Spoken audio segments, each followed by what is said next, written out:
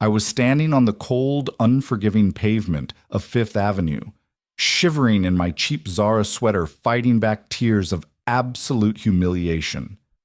Just moments ago, the owner of New York's most exclusive bridal boutique had security literally escort me out laughing that my kind belonged at a thrift store not touching her $80,000 silk gowns. My supposed best friend was still inside sipping complimentary champagne with the very women who mocked me. I called my sweet, modest fiancé, telling him my dream was ruined. I expected him to arrive in his beat-up Honda. Instead, the ground began to shake. My name is Chloe Jenkins. For the last 6 years, my entire world revolved around the chaotic, heartbreaking, and beautiful pediatric oncology ward at Mount Sinai Hospital. I was a nurse. My life was defined by 12-hour shifts, scrub tops stained with coffee, and a bank account that barely covered my half of the rent in a tiny, drafty apartment in Queens. I didn't care about luxury. I didn't care about status. I cared about my patients, and I cared about Christian. Christian Vance was, to my knowledge, the most wonderfully boring man on the planet. We met on a rainy Tuesday at a rundown Brooklyn diner. I had just lost a patient. I was sitting in a booth quietly sobbing into a lukewarm cup of black coffee. Christian, sitting 2 tables away, had walked over, placed a pristine white handkerchief on my table, and said in a soft, soothing British accent, "Whatever the storm is, it eventually runs out of rain." He told me he was a junior researcher for an agricultural firm. He dressed in sensible, slightly faded corduroy trousers, wore a battered Casio watch, and drove a 2014 Honda Accord that rattled when it hit 50 miles per hour. He was gentle, fiercely intelligent, and entirely unimpressive on paper. When people asked what his family did back in England, he would casually wave a hand and say, "Oh, a bit of farming in the countryside, sheep mostly."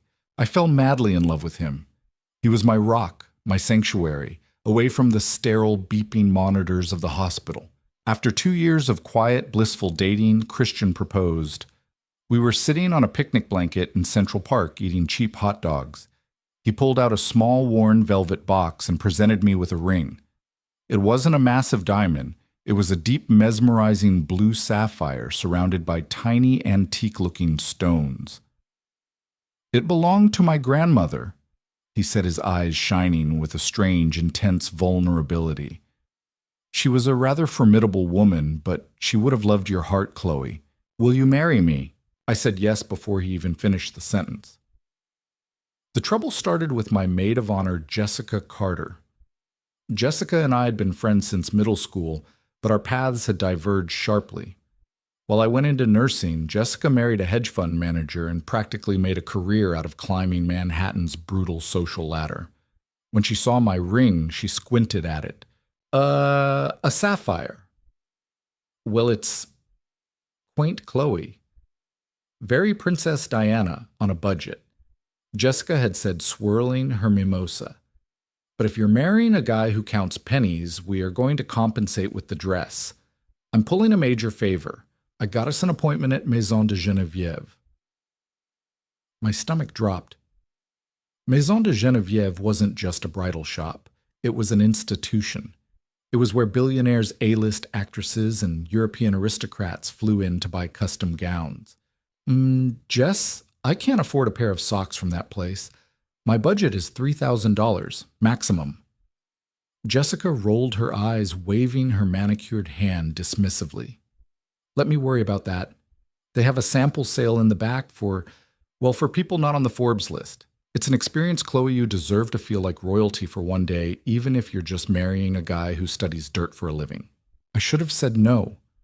I should have trusted my gut, which was screaming that this was a terrible idea. But the exhaustion of the hospital had worn me down, and a tiny, foolish part of me wanted just for an afternoon to feel like a princess. I agreed. It would be the biggest mistake of my life, and the catalyst that would unravel every single thing I thought I knew about the man I was going to marry. Stepping into Maison de Geneviève was like crossing the threshold into a different dimension. The air literally smelled like money, a custom blend of white lilies, cold marble, and expensive French perfume. There were no racks of dresses here. Instead, silk-clad mannequins stood isolated in spotlit alcoves looking like museum exhibits. The moment we walked in, I felt the immediate crushing weight of my own inadequacy. I was wearing my best outfit, a modest navy dress from Macy's, and a pair of sensible flats. Beside me, Jessica was draped in Chanel, looking entirely in her element. We were intercepted by the owner herself, Geneviève Dubois.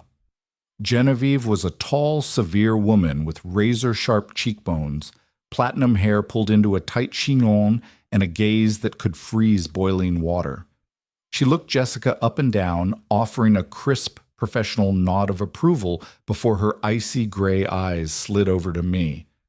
I physically felt my worth being calculated and dismissed in the span of 3 seconds. "Mrs. Carter." Geneviève said to Jessica, her voice a purr of polished condescension. "Welcome back.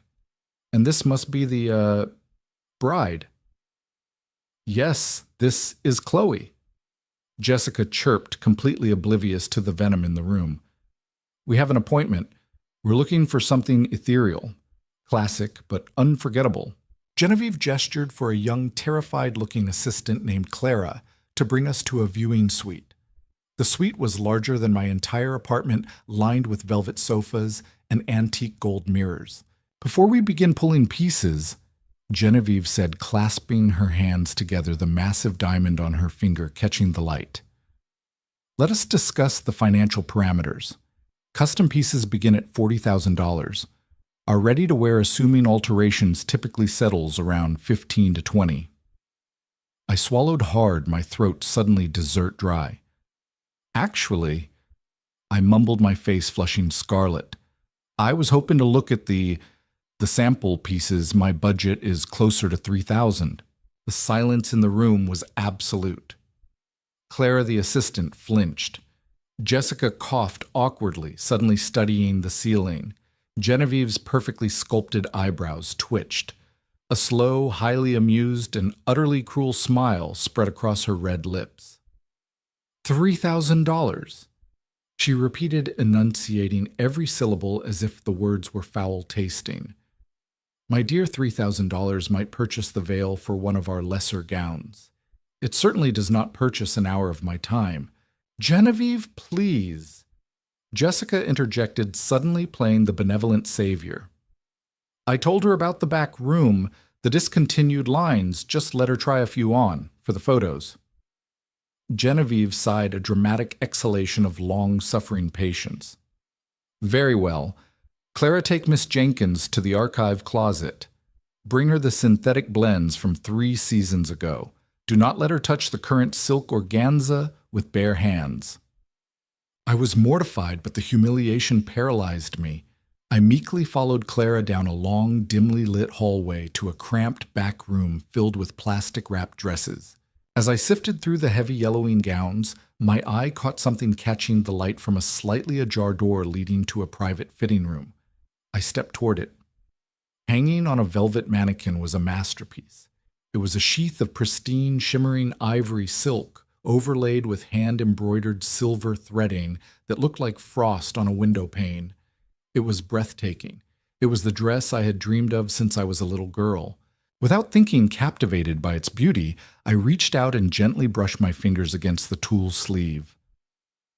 What do you think you are doing? The voice cracked like a whip behind me. I spun around to find Genevieve standing in the doorway, her face pale with fury. I stammered, pulling my hand back as if I had touched a hot stove. It's beautiful.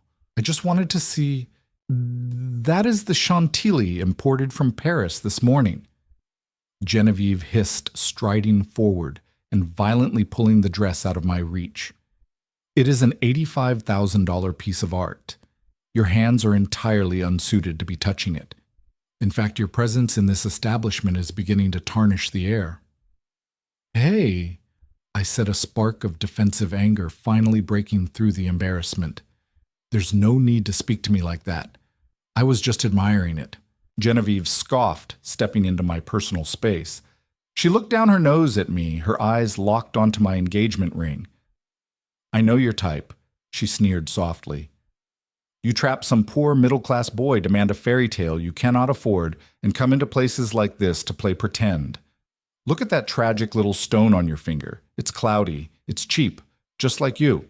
Before I could formulate a response to Genevieve's vile insult, the doors to the private suite swung open. A woman walked in preceded by two burly men in dark suits carrying shopping bags. It was Cassandra Belmont. Even I, someone who never read tabloids, knew who she was.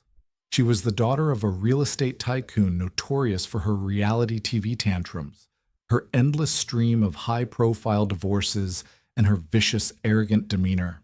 Genevieve Darling. Cassandra drawled, tossing her sunglasses onto a glass table without looking to see if they landed. I'm bored, and I need a reception dress for the Monaco Gala. Something silver, something no one else can have. Genevieve's entire demeanor shifted. The cruel ice queen instantly melted into a fawning, desperate sycophant. Cassandra, what a magnificent surprise. Of course, my dear, of course. In fact, Genevieve's eyes darted to the Chantilly dress she had just yanked away from me. I have the very piece, just arrived, exquisite silver embroidery. Cassandra walked over, not even acknowledging my existence, and looked at the dress. It's acceptable, she declared. Wrap it. Excuse me? I said, my voice trembling, but loud enough to stop the room. I was actually looking at that. Cassandra finally turned her head, looking at me as if I were a cockroach that had scurried across her Italian leather boots. She looked from my sensible shoes to my flush, tear-stained face. Then she looked at Genevieve. Genevieve, Cassandra said coldly, why is the help speaking to me, and why is she in the VIP wing? She's leaving Miss Belmont. Genevieve said quickly, panic flashing in her eyes at the thought of offending her billionaire client. She turned to me, all traces of professional courtesy gone. Get out. My friend has an appointment here. I protested, my vision blurring with tears. I looked toward the hallway, hoping Jessica would appear and defend me. But through the glass double doors of the main lounge, I saw Jessica sitting on a velvet couch, sipping champagne and actively looking away, pretending she didn't hear the commotion. My heart shattered. Security! Genevieve snapped. A massive man in a black suit materialized from the corridor. This woman is trespassing and attempting to damage our couture. Genevieve lied flawlessly. Escort her off the premises, immediately. The security guard grabbed my upper arm. His grip was painfully tight, his fingers digging into my muscle. Let go of me. I cried out, struggling, but he was too strong.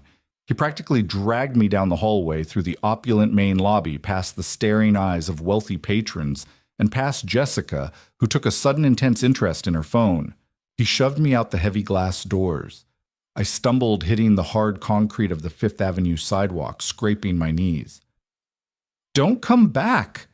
The guard grunted, turning his back and locking the door from the inside. I sat on the cold pavement, the roar of New York City traffic rushing past me. Pedestrians stepped around me, casting pitying or annoyed glances. I pulled my knees to my chest and broke down. I sobbed heavy, ugly, gasping sobs. I felt entirely worthless, small, and utterly alone. With shaking hands, I pulled my phone from my purse and hit the speed dial for Christian. It rang twice before he answered. Hello, my love. His warm, steady voice came through the speaker. How is the dress shopping? Did you find something beautiful? The sound of his voice broke the last dam of my composure. Christian. I choked out a ragged sob tearing through my throat. Christian, it's awful. They kicked me out. They threw me onto the street. The owner said our ring was cheap, that I was cheap. Even Jessica abandoned me. I'm just sitting on the sidewalk crying like an idiot. There was a silence on the line. It wasn't a normal silence. It was a heavy, suffocating, terrifying vacuum of sound.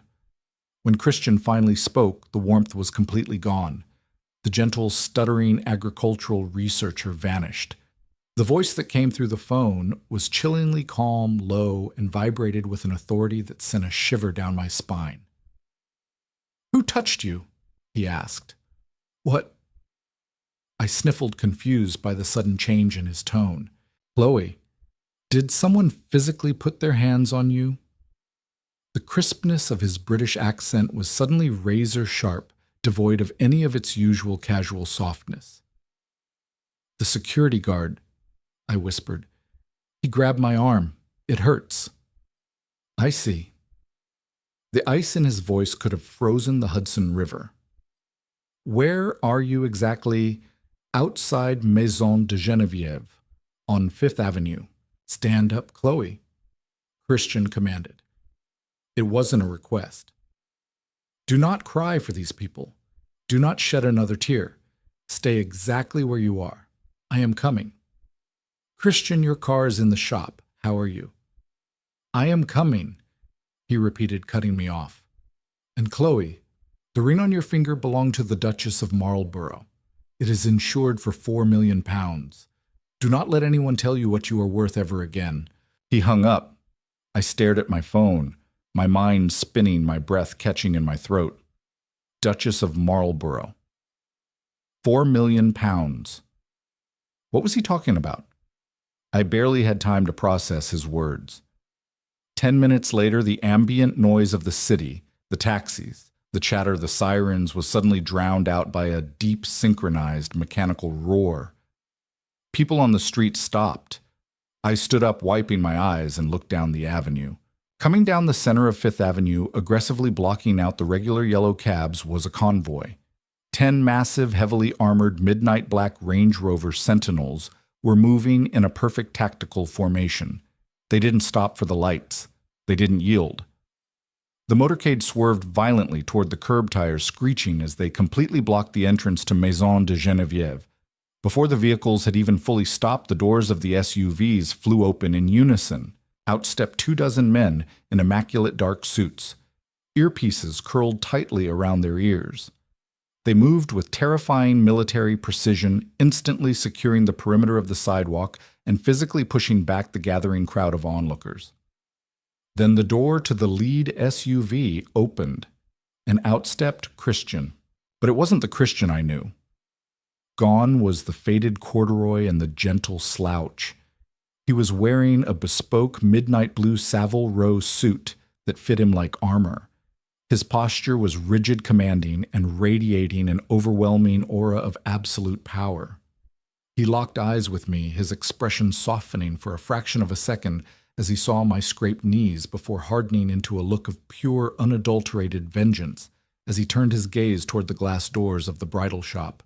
The heavy brass-handled glass doors of Maison de Geneviève were locked from the inside. The massive security guard who had violently dragged me onto the street stood behind the glass, his arms crossed over his chest, a smug grin plastered across his face. That grin vanished the moment Christian's tactical team formed a perimeter around the entrance. Christian didn't run. He didn't shout. He walked toward the boutique with the slow, measured stride of an apex predator that already knows the prey is trapped. He stopped inches from the glass. He locked eyes with the guard. The sheer radiating menace in Christian's gaze made the man physically take a step back. Christian didn't even raise his hand to the door. He simply tilted his head a fraction of an inch to the left. Instantly, a towering man from his security detail, a man whose suit strained over his shoulders with a small silver pin shaped like a griffin on his lapel, stepped forward.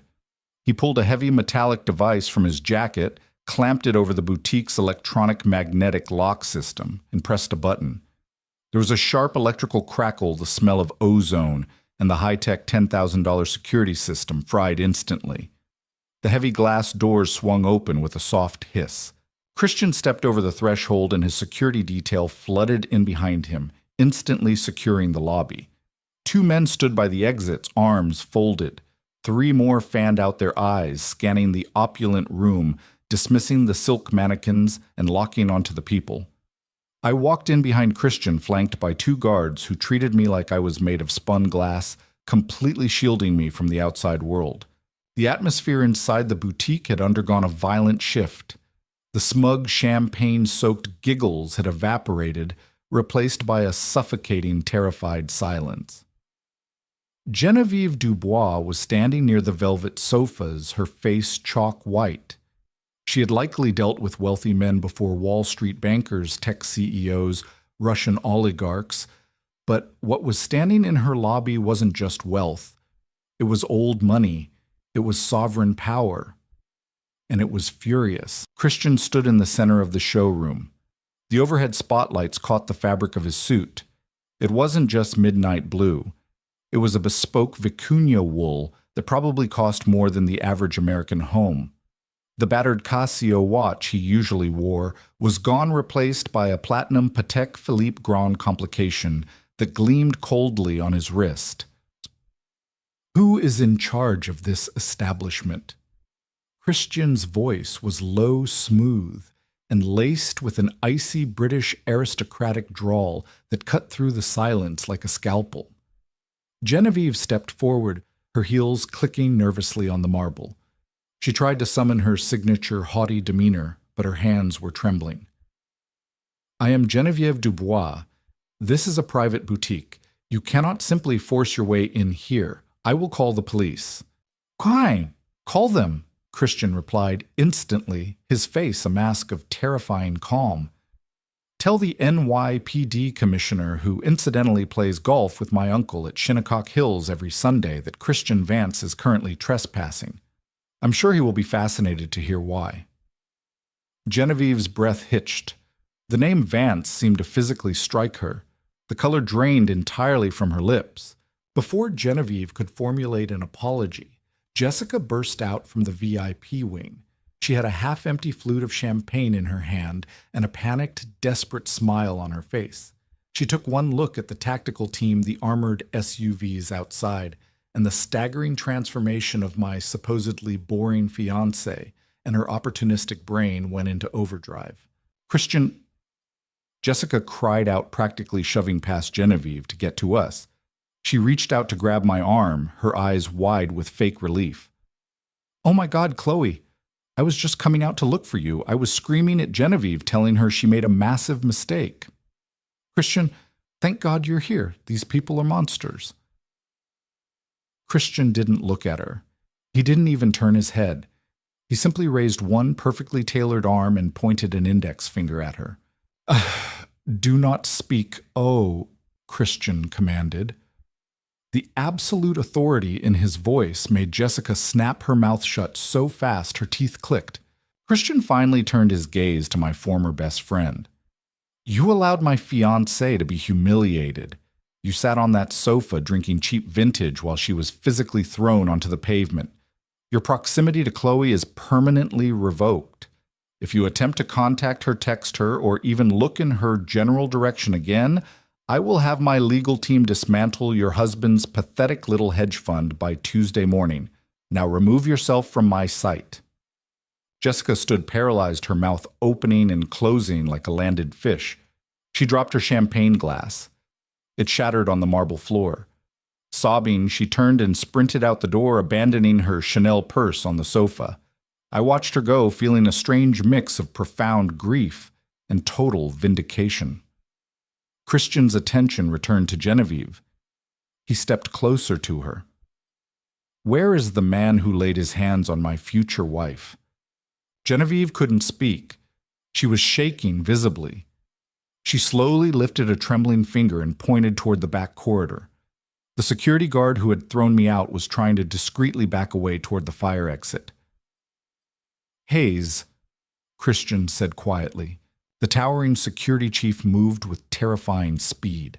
In 3 strides, he crossed the showroom, grabbed the guard by the collar of his uniform, and effortlessly hurled him back into the center of the room. The large man crashed onto the marble floor, sliding until he stopped at Christian's custom-made Tom Ford Oxfords.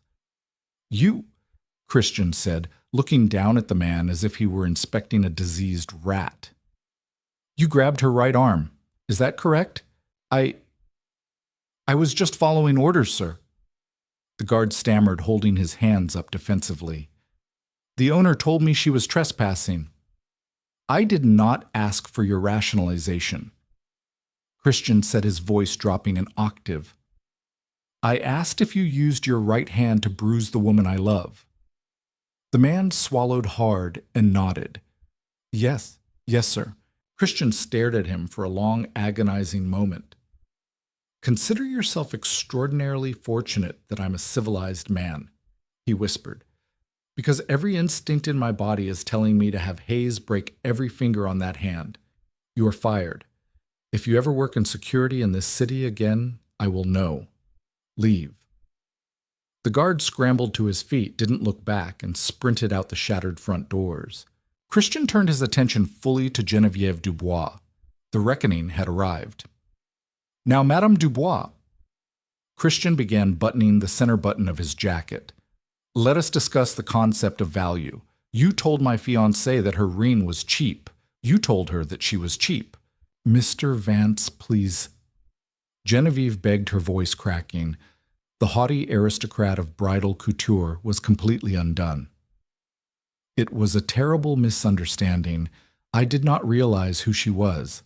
I swear to you, if I had known she was with the Vance family. Aha! That is exactly the point.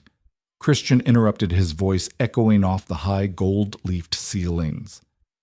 You should not have to know she is marrying into a dynasty to treat her with basic human dignity. She is a pediatric oncology nurse. She spends 12 hours a day fighting for the lives of dying children, earning a fraction of what you charge for a yard of synthetic lace. Her worth is astronomical. Yours, Madame Dubois, is entirely fabricated. Excuse me. The sharp, incredibly annoyed voice came from the archway of the VIP suite. Cassandra Belmont stepped into the main showroom, clutching the silver-embroidered chantilly dress against her chest. She looked infuriated by the interruption to her shopping experience. I don't know who you think you are, Cassandra sneered, tossing her hair over her shoulder. But you are ruining my fitting. My father is Richard Belmont. We practically own this city. So take your little rent-a-cops and get out of my way. The room collectively held its breath. I braced myself. Christian slowly turned his head. A dark, terrifyingly amused smile played at the corners of his mouth. Ah, Cassandra Belmont, Christian said smoothly. I recognize you from the tabloids, and I am intimately familiar with your father, Richard. Cassandra smirked, assuming she had won. Then you know you need to leave. Or Richard Belmont. Christian continued, ignoring her entirely, his voice rising in volume so the entire boutique could hear. The man who leveraged his entire Manhattan commercial real estate portfolio to secure a $300 million bridging loan from Vance Holdings, a loan that, as of 9 a.m. this morning, is in technical default. Cassandra's smirk vanished. You're lying. I never lie about money, Miss Belmont, Christian said coldly. Your family's empire is built on a mountain of our debt. My father has been debating whether to grant your father an extension or simply seize his assets. Given your breathtaking lack of manners, I think I will text him right now and suggest the latter. You might want to put the dress down, Cassandra. By tomorrow, your credit cards will be declining. Cassandra dropped the $85,000 Chantilly dress onto the floor as if it had caught fire. She stared at Christian in sheer, unadulterated horror, then turned and fled back into the dressing room to frantically find her phone. Christian looked back at Geneviève. He pulled a sleek obsidian black smartphone from his pocket. He dialed a single number and put it on speakerphone. It rang once. Vance! A crisp professional voice answered immediately. David, Christian said, get me the CEO of Vornado Realty Trust on the line, now. There was a pause of perhaps 10 seconds. Then a new, slightly breathless voice came on the line. Christian, it's Michael. Good to hear from you. To what do I owe the pleasure? Geneviève let out a small, strangled gasp. Everyone in Manhattan high society knew Michael Fascitelli's voice. He was one of the largest commercial landlords in the world. Michael Sassos, Christian said casually, walking over to the nearest display mannequin and running his fingers critically over the silk. You own the retail property at 714 Fifth Avenue, correct? Yes, we do. It's currently leased to a bridal boutique, Maison de Geneviève. Not anymore, Christian said. I want to purchase the commercial lease, outright. Whatever the penalty clause is for breaking her contract, double it and bill it to my private accounts. Geneviève dropped to her knees. Literally. She collapsed onto the marble floor, her hands covering her mouth, sobbing hysterically. No, please, I beg you, this is my life's work. You can't do this. Consider it done, Christian, the voice on the phone said smoothly. I'll have my legal team draft the termination notice. It will be legally binding in 15 minutes. Thank you, Michael. Have a good afternoon. Christian hung up the phone and slipped it back into his pocket. He looked down at Geneviève Dubois, who was weeping in a crumpled heap of designer clothing. You have exactly 30 minutes to vacate my property, Christian told her, his voice devoid of any emotion. You may take your personal effects. The inventory now belongs to me. He then looked past the weeping owner, his eyes scanning the terrified staff who were huddled in the corner. His gaze landed on Clara, the young assistant who had flinched when Geneviève insulted my budget. Clara looked like she was about to faint. Christian walked over to her. The massive security team parted to let him through. What is your name? Christian asked gently, the ice finally melting from his tone. Clara, sir, she whispered, shaking. Clara, Christian said. Did you agree with how Madame Dubois treated my fiancé? No, sir. Clara said, tears spilling over her cheeks. I thought it was cruel, but I need this job to pay for nursing school. Christian paused. The mention of nursing school made him glance back at me with a soft, incredibly proud smile. He looked back at Clara. You no longer work for Maison de Geneviève, Christian told her, because it no longer exists. However, I am opening a charitable foundation focused on pediatric care next month in London. I need a director of operations who understands the nursing field. Your starting salary will be triple whatever you were making here, and we will cover your tuition. He pulled a sleek black card from his inner pocket and handed it to the stunned girl. Call that number tomorrow morning. Clara took the card with trembling hands, staring at Christian as if he were an angel that had just fallen through the ceiling. Christian finally turned around and walked back to me. The terrifying, ruthless billionaire vanished, and the man I loved, the gentle, protective man who had handed me a handkerchief in a diner, was back. He reached out and gently cupped my cheek, his thumb brushing away the dried tears under my eyes. I am so sorry I was late, my love, he whispered softly, oblivious to the destruction he had just rained down around us. Christian. I breathed, my head spinning, looking from his Patek Philippe to the tactical team to the weeping boutique owner on the floor. Who are you? He smiled, a genuine, warm smile. I am the man who loves you, and I am the heir to the Vance estate. I am so sorry I hid it from you, Chloe. I needed to know that you loved me for the sheep and the corduroy and the terrible Honda. I needed to know you loved me. He looked down at my hand at the sapphire ring that had started this entire nightmare. And for the record, he said softly, his eyes shining, that ring is flawless, just like you. Now let's get out of this dreadful place. We have a flight to catch. A flight? I asked, completely bewildered. To where? To Paris. Christian said, taking my hand and lacing his fingers through mine. I hear they have much better dresses and a significantly better class of people. He led me out of the ruined boutique, past the shattered glass doors, and into the waiting armored SUV. As the motorcade pulled away from the curb, leaving Fifth Avenue in stunned, absolute silence, I leaned my head against his shoulder. My ordinary, boring life was over. The fairy tale had begun, but it wasn't one of glass slippers and pumpkins. It was a fairy tale of 10 armored SUVs, ruthless devotion, and a man who would literally buy a building just to wipe a tear from my eye. The transition from a freezing New York sidewalk to the private tarmac at Teterboro Airport took less than 45 minutes, but it felt like I had been launched into an entirely different solar system. Christian's motorcade bypassed the commercial terminals entirely, gliding through a heavily guarded security gate and pulling right up to the steps of a massive gleaming Bombardier Global 7500.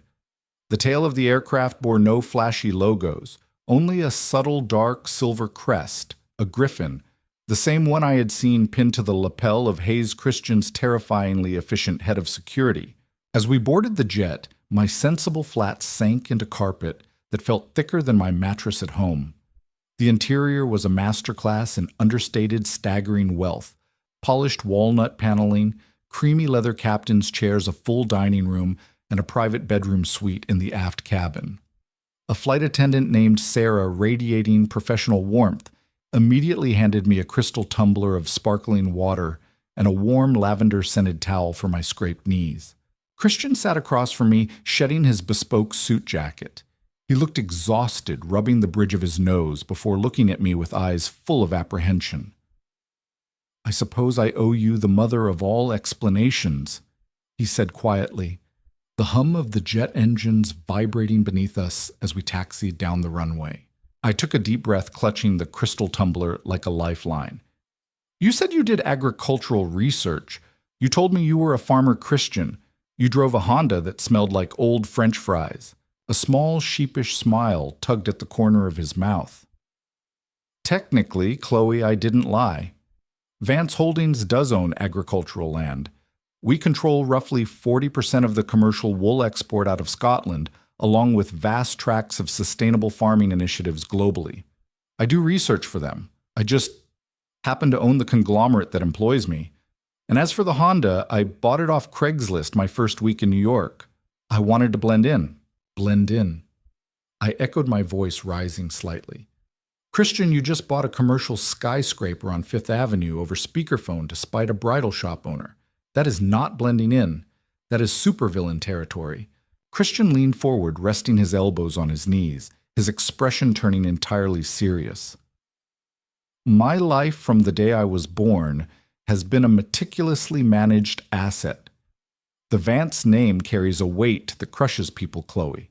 Growing up, I watched my father's friends marry for mergers. I watched my cousins date women who only looked at their trust funds, calculating their net worth over dinner. Every conversation was a transaction. Every relationship was a strategic alliance." He reached across the aisle and took my hand, his thumb tracing the sapphire ring. "When I moved to New York to oversee our American acquisitions, I wanted to disappear. I wanted to know what it felt like to just be a man. And then I saw you crying in that diner. I watched you treat a homeless man outside the hospital with more dignity than my family's associates treat heads of state. You loved me when I was just a boring man in corduroy pants. You loved me when I had nothing to offer you but myself. I needed that, Chloe. I needed to know it was real. Can you forgive me?" Looking into his eyes, I saw the same gentle, devoted man I had fallen in love with. The money was a shock, yes, but the heart beating beneath the Savile Row suit was the same one that held me when I lost a patient. "I forgive you," I whispered. "But if you ever let me eat a gas station hot dog while you secretly have a private chef, I will end our engagement." Christian laughed, a bright, relieved sound that filled the cabin. Deal. 7 hours later, we touched down in Paris. We were whisked away not to a hotel, but to the Château de la Vierge, an awe-inspiring 17th century estate owned by the Vance family, situated just 30 minutes outside the city limits. The grounds were a labyrinth of manicured topiaries, stone fountains, and sprawling vineyards. The next morning, I learned exactly what Christian meant when he said Paris had a better class of people. We didn't go to a store. The store came to us. I was sitting in the sun-drenched morning room of the chateau, drinking coffee from a Limoges porcelain cup, when a small, fiercely energetic woman with cropped silver hair and thick black-rimmed glasses marched through the double doors. She was followed by 3 assistants carrying massive garment bags. This was Madame Vivienne. Even in my fashion-ignorant world, I knew her name. She was an haute couture legend, a woman who famously refused to design for royalty if she found their personalities uninspiring. So, Vivienne declared in a thick, gravelly French accent, dropping a leather sketchbook onto the mahogany table. "This is the girl who caused Christian to destroy the miserable Geneviève Dubois. Let me look at you." She walked around me in a slow circle, squinting, nodding to herself.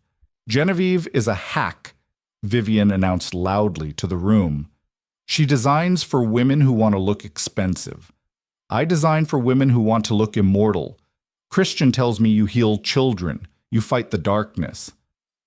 "I'm a nurse, yes," I said, entirely intimidated. Vivienne clapped her hands together. "Perfect. No heavy beading, no gaudy crystals. We will use lion silk light as a ghost with hand-spun Calais lace that mimics the frost on a winter morning. You will not wear the dress, Chloe. The dress will worship you." For 3 hours, her team draped, pinned, and sketched. It was a chaotic, beautiful flurry of creation. I felt an overwhelming sense of joy bubbling up inside me. The nightmare of Fifth Avenue was fading, replaced by this surreal, wonderful dream. But just as Vivienne was pinning the final layer of tulle against my shoulder, the heavy oak doors of the morning room swung open with a resounding, violent crash. The temperature in the room seemed to plummet 10 degrees. Standing in the doorway was a woman who looked like an older, terrifyingly sharp version of Christian. She wore a tailored crimson skirt suit, her posture as rigid as a steel beam. Her silver hair was swept up into an immaculate twist, and her eyes, a chilling, piercing blue, locked onto me with the warmth of a firing squad. "Christian," the woman said, her voice dripping with aristocratic ice. "You have been a very busy boy, and I see you have brought your little stray dog into my house." Christian stepped in front of me, his body shielding mine. "Mother, what a deeply unpleasant surprise." Lady Beatrice Vance did not walk. She glided.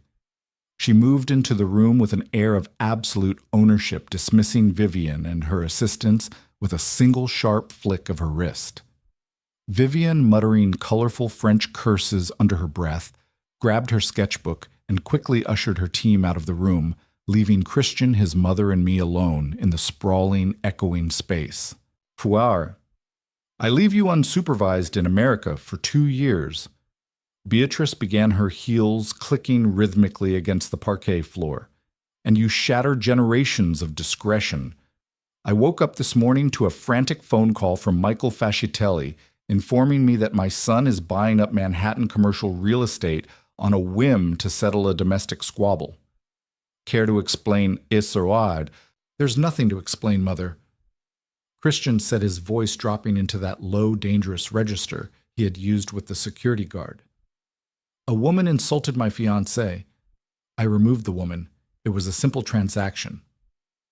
Beatrice finally stopped pacing and turned her full, devastating attention to me. She looked at the half-pinned silk draped over my shoulders, her lip curling in distaste. "Fiancé?" She scoffed softly. "Yes, the American nurse. I had my team run a background check on you while I was crossing the Atlantic, Miss Jenkins. Your father is a retired postal worker. Your mother is a public school teacher. You have $94,000 in student loan debt, and you live in an apartment that is roughly the size of my primary walk-in closet." "All of which is completely irrelevant," Christian snapped, taking a step toward her. Christian, stop," I said quietly, placing a hand on his arm. I was trembling, but not from fear. I was angry. In the pediatric ward, I dealt with demanding, arrogant, and terrifying people every single day. I had looked death in the face and fought it for 12 hours straight. A wealthy woman in a red suit was not going to break me. I stepped out from behind Christian, standing tall, despite the pins sticking out of my unfinished dress. I met Lady Beatrice's icy gaze directly. "It's nice to meet you, Lady Vance," I said evenly. Your researchers are very thorough. They got everything right except my debt is actually $92,000. I made a payment last week. Beatrice's eyes narrowed. She wasn't used to people speaking back to her, especially not with calm, polite defiance. She reached into her Hermes handbag, pulled out a pristine cream-colored envelope, and dropped it onto the mahogany table. "Let us save ourselves a great deal of tedious drama, Miss Jenkins," Beatrice said smoothly. "You have stumbled into a world you cannot possibly comprehend, let alone survive. The Vance family does not marry for love. We marry for legacy. You are a biological anomaly, a fleeting infatuation of my son's rebellion. In that envelope is a cashier's check drawn on a Swiss account. It is for $20 million, tax-free." Christian let out a sound of pure disgust. "Mother, are you insane? Why?" Silence. "Christian." Beatrice commanded, never taking her eyes off me.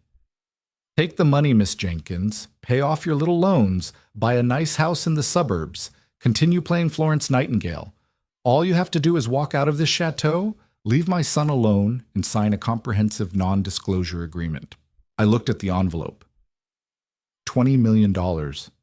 It was a number so large it didn't even feel real. It was enough to build a new pediatric wing at Mount Sinai. It was enough to never work another day in my life. I slowly walked over to the table. I picked up the envelope. Beatrice smiled a cold, victorious smirk. "A wise decision. We all have our price." "We do," I agreed softly. I didn't open the envelope. Instead, I gripped it in both hands and tore it directly down the middle. Beatrice's smile vanished instantly, replaced by a look of profound, genuine shock. Christian let out a sharp breath, a grin slowly spreading across his face. I tore the envelope again, letting the 4 torn pieces of the $20 million check flutter onto the mahogany table like snow. "You think you're intimidating, Lady Vance?" I asked, my voice calm, but laced with absolute conviction. I spend my days holding the hands of parents as they watch their children slip away. I have seen the absolute worst, most agonizing pain the universe has to offer. I see human beings stripped down to their fragile, terrified cores. You're just a woman who happens to have a lot of money. You don't scare me, and you certainly don't own your son. I stepped closer to her, closing the distance until we were mere feet apart. "I love Christian." I continued, my voice unwavering. "I loved him when I thought he was a broke researcher, and I love him now. I don't want your money. I don't want your legacy. If Christian decided to walk away from all of this tomorrow and move back to Queens with me, I would be thrilled. So keep your checks. You're going to have to try a lot harder to get rid of me." For a long, agonizing moment, the room was dead silent. Beatrice stared at me, her blue eyes wide, searching my face for any sign of a bluff, any crack in my armor. She found none. Slowly, incredibly, her rigid posture relaxed just a fraction of an inch. The pure hostility in her gaze shifted into something entirely unexpected, a very cautious, grudging respect. "Well?" Beatrice murmured softly, almost to herself. "She certainly isn't boring." Before Beatrice could say another word, the heavy doors burst open again. This time it was Hayes, the head of security. He moved with an urgency I hadn't seen before, his face grim. "Sir, Madame," Hayes said, addressing Christian and Beatrice simultaneously. "We have a massive situation. We need to lock down the estate." "What is it, Hayes Waite?" Christian demanded, instantly shifting into crisis mode. "It's Cassandra Belmont, sir," Hayes reported, holding out a tablet. She couldn't afford to pay back the loan, but she realized she possessed a different kind of leverage. "Information." Hayes tapped the screen and handed it to Christian. I moved to Christian's side to look. It was the homepage of the Daily Mail, but similar alerts were popping up from page 6 TMZ and the New York Post. The massive, bold headline read, "Billionaire heir's secret double life. The scheming nurse who trapped the Vance prince and destroyed a Fifth Avenue empire. Below the headline was a blurry, zoomed-in photo of me sitting on the sidewalk outside Maison de Geneviève crying, looking pathetic and unhinged. Next to it was a highly edited photo of Christian shouting at Geneviève Dubois. Cassandra went to the press, Hayes explained grimly. She spun the entire narrative. She's claiming Miss Jenkins is a professional con artist who targeted Christian, staged a hysterical meltdown at the boutique to manipulate him and forced him to bankrupt a beloved local business. They are painting Miss Jenkins as a gold-digging master manipulator. And worse. Hayes hesitated, glancing at me with genuine sympathy. Worse what? I asked, my heart hammering against my ribs. Cassandra's people found Jessica Carter, your former friend. Jessica is doing exclusive paid television interviews right now. She's claiming she tried to warn Christian about you. The paparazzi have already found out you're in Paris. There are over 50 press vans currently swarming the outer gates of the chateau. The room spun. My nursing license, my reputation, my entire life, everything was being burned to the ground on a global stage by a vindictive socialite and a jealous ex-best friend. Christian's eyes turned pitch black. The aura of the ruthless billionaire returned tenfold. He handed the tablet back to Hayes. Hayes. Christian said, his voice devoid of all humanity. Call David. Tell him to execute the hostile takeover of Vornado Realty. Liquidate Richard Belmont's assets. I want Cassandra's family penniless by sunset. No, I shouted, grabbing Christian's arm. Christian looked down at me confused. Chloe, they are destroying your name. I will not allow it. If you crush them with money, you prove them right. I argued, my mind racing. They are trying to paint you as a tyrant under the spell of a villain. Bankrupting a family validates their story. The press will eat it up. You'll ruin yourself trying to avenge me. She is entirely correct, Lady Beatrice interjected, stepping forward. The coldness was gone, replaced by the sharp, tactical mind that had run the Vance empire for decades.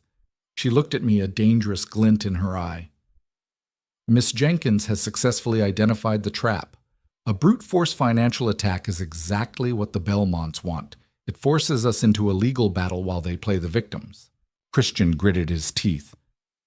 Then what do you suggest, Mother? We sit here while they drag Chloe through the mud. Beatrice smiled. It was a terrifying, brilliant smile. She walked over to the table and picked up the torn pieces of the $20 million check. We don't hide, Christian, Beatrice said. We control the narrative. Cassandra Belmont wants a media circus, fine. We will give her the greatest spectacle this decade has ever seen. But Miss Jenkins... Beatrice turned to me, her eyes locking onto mine with the intensity of a general preparing for war. If you are going to be a Vance, you cannot just be brave in a hospital. You must be brave in the fire. Are you prepared to face the entire world? I looked at the tablet in Hayes's hand, at the vicious lies being spread by people who thought they could step on me just because of my bank account. I thought of Jessica sipping champagne while I was thrown on the street. I felt a new, unfamiliar fire ignite in my chest. Tell Madame Vivienne to get back in here, I said, my voice cold and steady. I need my armor. Madame Vivienne did not just create a dress. She forged a masterpiece. For the next 24 hours, the morning room of the Château de la Vierge was transformed into a chaotic war room of tulle silk and silver thread. When I finally stood in front of the towering antique mirror, my breath caught in my throat. The gown was an optical illusion of lion silk and hand-spun Calais lace, fitting me so perfectly it felt like a second skin. It wasn't overly bedazzled or desperately trying to scream wealth like the gowns at Maison de Geneviève. Instead, it radiated a quiet, devastating elegance. The silver lace cascaded down the bodice like morning frost, catching the light with every infinitesimal movement. I didn't look like a nurse who had won the lottery. I looked like I owned the world. Lady Beatrice stepped into the room, her sharp eyes scanning me from head to toe. For the first time since we met, she didn't look like she wanted to dissect me. She gave a single firm nod of approval. Acceptable, Beatrice declared, which from her was the equivalent of a standing ovation. She turned to Christian, who was staring at me as if he had forgotten how to breathe. Now, Christian, listen to me closely. We are not going to release a pathetic public statement begging the tabloids for mercy. Fiancés do not defend themselves. We dictate the truth. What are you proposing, Mother? Christian asked, finally tearing his eyes away from me. The Waldorf Astoria Autumn Gala is tomorrow night in New York, Beatrice said smoothly, checking her diamond-encrusted watch. It is the pinnacle of the social season. Every billionaire, every hedge fund manager, and every major media outlet will be there. Because of her newly minted status as the tragic victim of your supposed cruelty, Cassandra Belmont is the guest of honor. We're going to fly back to Manhattan.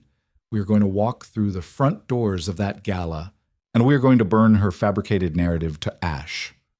12 hours later, we were back in the sky crossing the Atlantic on the Vance private jet. The flight was a blur of nervous energy. Christian held my hand the entire time, his thumb tracing reassuring circles over my sapphire ring. He was terrified for me, worried that the media frenzy would break me. But looking at Beatrice, who was calmly sipping Earl Grey tea and reviewing financial dossiers, I felt a strange icy calm settle over me. I was done hiding. When the motorcade pulled up to the Waldorf Astoria, the noise was deafening.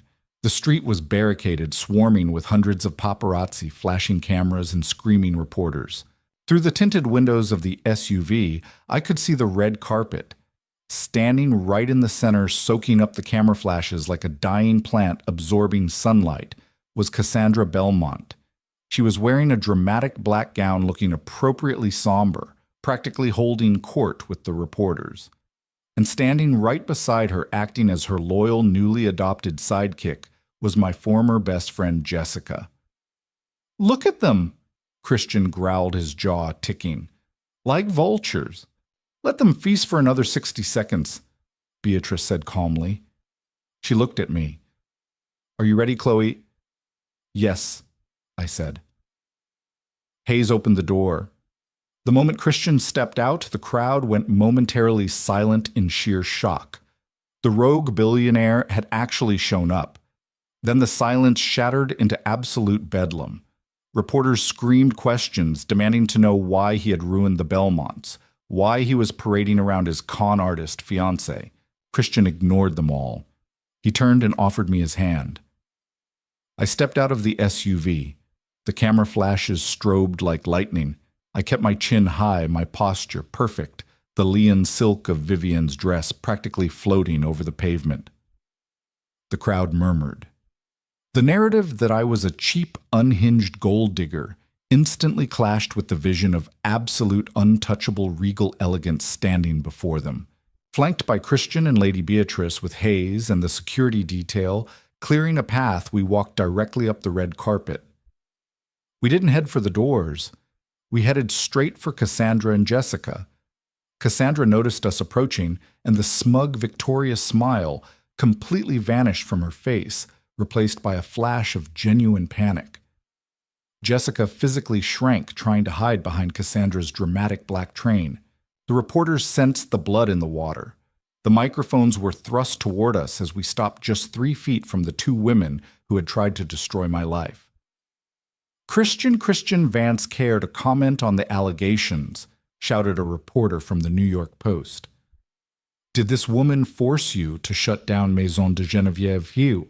Actually, Lady Beatrice's voice cut through the shouting. It wasn't loud, but it carried an authority that made the press corps instinctively fall silent. "My son did not shut down the boutique. I did." Cassandra's eyes widened. "That's a lie," she hissed, forgetting the cameras for a fraction of a second. "He bought the building and evicted Genevieve." "Yes, he purchased the building," Beatrice corrected smoothly, stepping forward to stand shoulder to shoulder with me. "But I ordered the liquidation. And do you want to know why, Miss Belmont? It was not because my future daughter-in-law threw a tantrum. It was because the Vance family does not tolerate unprovoked barbaric cruelty against our own. She is a liar and a manipulator, Cassandra shouted to the press, her voice shrill, trying to regain control of the narrative. She attacked the staff. He was a lunatic. Jessica. I spoke up for the first time. My voice was calm, clear, and carried directly into the cluster of microphones. I looked directly at the woman who had been my best friend since we were 12 years old. Is that true? Was I a lunatic? Jessica looked like she was going to be sick. She looked at the cameras, then at Cassandra, then at the terrifying united front of the Vance family. I mean, you were very emotional, Chloe, she stammered. Christian signaled Hayes with a subtle nod. Ladies and gentlemen of the press, Hayes announced loudly, holding up a sleek black tablet. AirDrop and Bluetooth files are being sent to all of your devices right now. I suggest you open them. A synchronized chorus of chimes and buzzes erupted from the phones and tablets of the 50-plus reporters surrounding us. What is this? Cassandra demanded, her voice shaking. That, Christian said, his voice cold and unforgiving, is the unedited 4K security footage from the VIP lounge and hallway of Maison de Geneviève, complete with crystal clear audio. I watched as the reporters tapped their screens. Gasps began to ripple through the crowd. They were watching the truth. They were watching Geneviève Dubois tell me my ring and I were cheap. They were watching Cassandra walk in, call me the help, and demand I be thrown out for simply looking at a dress. They saw the massive security guard violently grab my arm, leaving a visible bruise. And most damning of all, they saw the wide-angle shot of the lounge. They saw Jessica Carter sitting on the velvet sofa, actively turning her back and sipping champagne, while her best friend was physically dragged out the door crying. The silence that fell over the red carpet was absolute, followed immediately by a deafening roar of outrage directed entirely at Cassandra and Jessica. Miss Belmont care to explain why you called a pediatric nurse the help, a reporter screamed. Jessica, did your husband's hedge fund orchestrate this PR stunt to ruin the Vances? Another shouted. Cassandra's face was completely drained of color. Her carefully crafted victim persona had just been incinerated on live television. She tried to cover her face, pushing through the aggressive wall of reporters screaming for her publicist, entirely abandoning Jessica. Jessica stood frozen, the cameras clicking mercilessly in her face. She looked at me, tears streaming down her face, real tears this time. Chloe, please. They offered me money for the interviews. My husband's fund is struggling. I had to. You didn't have to, I said softly, feeling a wave of pity for how hollow her life truly was. Goodbye, Jess. I turned my back on her. Christian wrapped his arm firmly around my waist, pulling me close. He looked at the cameras one last time. Chloe Jenkins is a woman who spends her life saving children in the oncology ward. She has more grace, more courage, and more worth in her little finger than the entirety of Manhattan High society. Christian declared, his voice echoing over the flashing bulbs.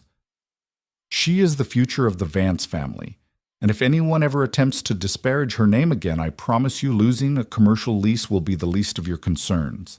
With that, we turned and walked through the heavy gilded doors of the Waldorf Astoria, leaving the chaos behind us. Lady Beatrice walked beside me, a faint, genuine smile touching her lips. Well handled, my dear. I think you are going to fit in perfectly. The fallout over the next week was biblical. Cassandra Belmont was universally blacklisted. Her father's company, unable to secure any new loans due to the PR nightmare, was forced to sell off massive assets to stay afloat, quietly slipping out of the billionaire rankings. Jessica's husband filed for divorce after his remaining clients pulled their funds, disgusted by the viral video of her betrayal. Maison de Geneviève was gutted and turned into the headquarters for the new Vance Pediatric Foundation, with Clara, the young assistant, installed as a junior director, fully funded for her nursing degree. 6 months later, Christian and I were married. We didn't have the wedding in New York, and we didn't invite the press. We were married in the private, sun-drenched gardens of the Château de la Vierge. I wore Madame Vivienne's masterpiece. Beatrice actually shed a single elegant tear during the vows. And Christian, my sweet, devoted Christian, looked at me with the exact same love he had shown me in that run-down Brooklyn diner.